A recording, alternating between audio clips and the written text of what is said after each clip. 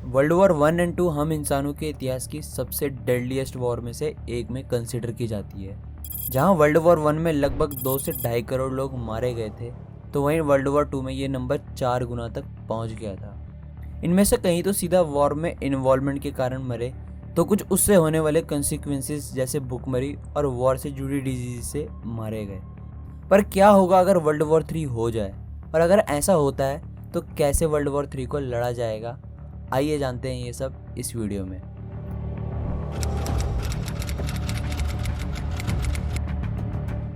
आज से 77 साल पहले यानी 1945 में वर्ल्ड वॉर 2 को लड़ा गया था। उसके बाद से लेकर अभी तक हम इंसानों ने बड़ी वॉर को अवॉइड ही किया है, क्योंकि हम सब अच्छे से जानते हैं वॉर के कंसिक्वेंसेस क्या होते हैं, और वर्ल्ड वॉर 1 एंड 2 में हमने ये सब अच्छे से देखा भी है। पर 77 साल बाद एक बार फिर से दुनिया भर में वर्ल्ड वॉर को लेकर चेतावनी दी जा रही है, खासकर जब से रशिया ने यूक्रेन के खिलाफ मिलिट्री ऑपरेशन स्टार्ट किया है। इस रशिया यूक्रेन कॉन्फ्लिक्ट में एक छोटी सी चूक वर्ल्ड वॉर 3 को जन्म दे सकती है। अगर वर्ल्ड वॉर के टाइम की बात करें तो उस वक्त जर्मनी, यूके, यूएस, यूएसएसआर सबसे पावरफुल कंट्रीज में से एक में आते थे, पर आज वर्ल्ड ऑर्डर पूरी तरह से बदल चुका है।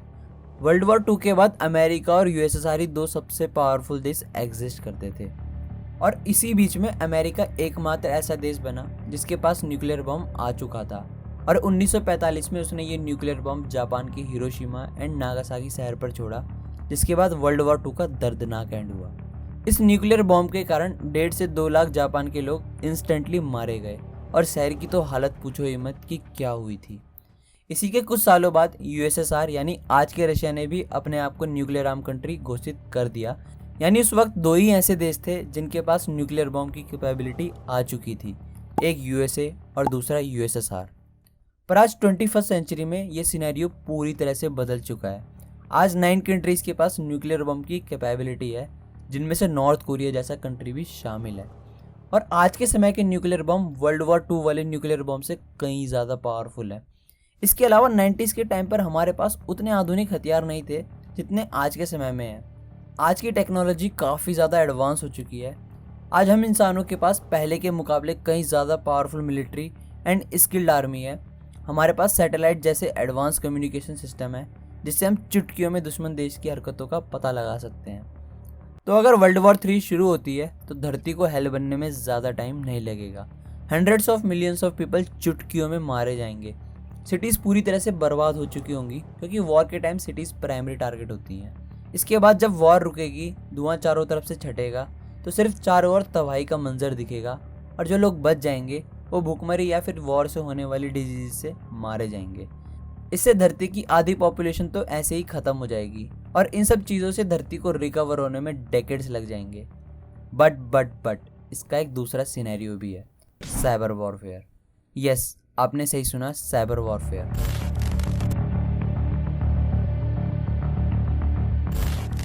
आपने ये वर्ड काफ़ी बार सुना होगा, बट लोगों को इसका एग्जैक्ट मीनिंग पता नहीं होता। साइबर वॉरफेयर में एक कंट्री के हैकर्स दूसरी कंट्री के कंप्यूटर सिस्टम या इंटरनेट से जुड़ी जो भी चीज़ें होती हैं उन पर अटैक करते हैं, ताकि उस कंट्री को पैरालाइज किया जा सके। यहाँ पर ना ही कोई जियोपॉलिटिकल बाउंड्री होती है, ना ही कोई rule and regulation. Basically cyber warfare battle ground की जगह कंप्यूटर्स के थ्रू लड़ी जाती है, बट स्टिल ये काफ़ी ज़्यादा डेंजरस होती है। बेसिक ये सुनने में उतना डेंजरस लग नहीं रहा होगा, but cyber warfare is dangerous. इससे एक कंट्री दूसरी कंट्री को घुटनों पर ला सकती है।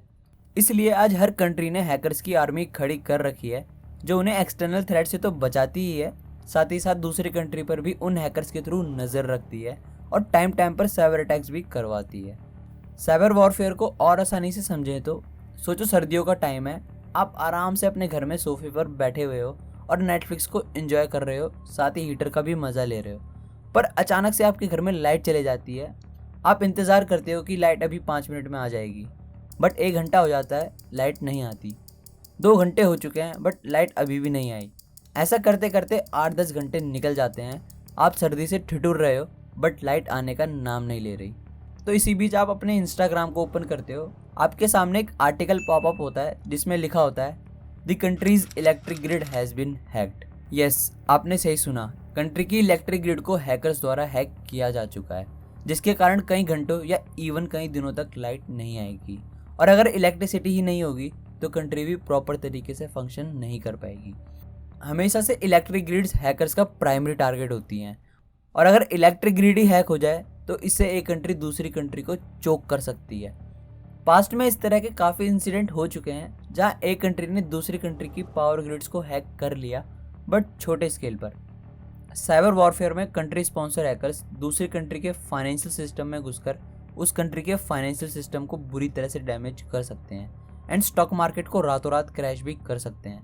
और अगर ये हैकर्स कंट्री के बैंकिंग सिस्टम में एंटर कर जाते हैं तो इससे वो ईजिली कंट्री के बैंक से सारे पैसे उड़ा सकते हैं और लोगों के बैंक अकाउंट्स को हैक करके नंबर्स को मैनिपुलेट कर सकते हैं, जिससे लोग ईजिली पैनिक में आ जाएंगे। इसके अलावा ये हैकर्स गवर्नमेंट की वेबसाइट को हैक करके डेटा चोरी कर सकते हैं या फिर उन वेबसाइट पर DOS यानी डिनायल ऑफ सर्विस अटैक करके गवर्नमेंट की वेबसाइट को क्रैश कर सकते हैं और अपने प्रोपेगेंडा के लिए भी इसको चाहे तो यूज़ कर सकते हैं। इससे अगर एक लेवल ऊपर जाएं तो ये हैकर्स कंट्री के न्यूक्लियर पावर प्लांट्स या न्यूक्लियर फैसिलिटी पर भी अटैक कर सकते हैं, एंड अगर ऐसा होता है तो it would be a disaster for that country. पर आपको बता दूं, इस तरह का साइबर अटैक पहले हो चुका है, जिसे USA एंड इसराइल ने मिलकर 2009 में ईरान की न्यूक्लियर फैसिलिटी नतांज में किया था। USA एंड इसराइल ने मिलकर एक वायरस रेडी किया जिसका नाम रखा गया स्टक्सनेट, जो कि ईरान के न्यूक्लियर प्रोग्राम को बर्बाद करने के लिए बनाया गया था।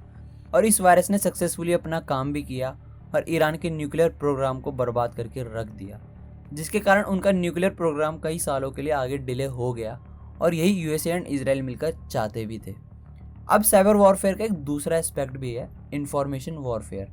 जी हाँ, साइबर वॉरफेयर के दौरान इंफॉर्मेशन को भी वेपन की तरह यूज़ किया जाता है और दूसरी कंट्री के खिलाफ फेक प्रोपागेंडास फैलाए जाते हैं।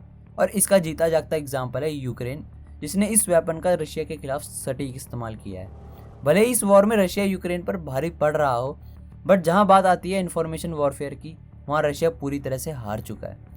इन्फॉर्मेशन वॉरफेयर के दम पर यूक्रेन ने दुनिया के सामने रशिया का ऐसा पर्सपेक्टिव क्रिएट किया जिससे अब दुनिया रशिया को एक विलन की तरह देखती है। यूक्रेन ने सोशल मीडिया पर दबा कर रशिया के खिलाफ प्रोपेगेंडा चलाए और लोगों के ओपिनियन को चेंज कर दिया और उन्हें अपनी साइड कर लिया। इसके कारण आज रशिया को दुनिया से अलग थलग कर दिया गया है। उस पर वेस्टर्न कंट्रीज़ ने जितने हो सकते थे उतने सैंक्शंस लगा दिए ताकि रशिया इकोनॉमिकली कमज़ोर पड़ जाए। पर यह चीज़ ना होती अगर रशिया दुनिया के सामने अपना पर्सपेक्टिव ठीक से रख पाता और इस इंफॉर्मेशन वॉरफेयर को हल्के में ना लेता। But this is just a surface of cyber warfare. कई सारे साइबर सिक्योरिटी एक्सपर्ट्स का कहना है कि उन्हें भी नहीं पता कि इसके कॉन्सिक्वेंसेस क्या होंगे। बट कईयों का ये भी मानना है कि अगर वर्ल्ड वॉर 3 साइबर वॉरफेयर के रूप में लड़ी जाती है तो it would be a disaster. इससे एक कंट्री दूसरी कंट्री को इकोनॉमिकली वीक एंड उसकी मिलिट्री एफिशिएंसी को रिड्यूस कर सकती है एंड हाई टेक नेशन को लो टेक नेशन में बदल सकती है। अगर हम इंसानों की हिस्ट्री को उठाकर देखा जाए तो वो फुल ऑफ वॉर से भरी रही है। हम हर कुछ डिकेड्स में एक दूसरे से लड़ते रहते हैं, कभी ज़मीन के लिए तो कभी रिसोर्सेज के लिए। इसलिए एक बात तो तय है कि वर्ल्ड वॉर 3 होगी, बट ये कब होगी no one knows. Maybe कल, मे बी परसों, या फिर 10 साल बाद, या ऐसा हो सकता है कि इस सेंचुरी में हम लड़े ही ना, बट कभी ना कभी ज़रूर होगी। और जब भी वर्ल्ड वॉर होगी उसमें कोई भी नहीं जीतेगा, ह्यूमैनिटी हार जाएगी, क्योंकि इस वॉर में एट द एंड हमारा ही लॉस होना है। हमने इतनी मेहनत से जो भी बिल्ड किया होगा वो कुछ ही पलों में मिट्टी हो जाएगा।